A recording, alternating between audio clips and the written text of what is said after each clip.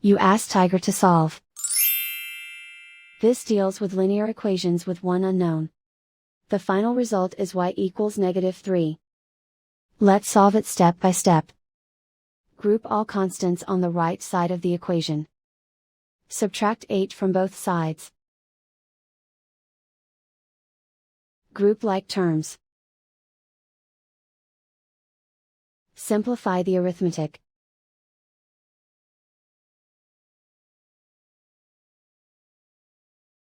Isolate the y. Divide both sides by -4. Cancel out the negatives. Simplify the fraction. Move the negative sign from the denominator to the numerator.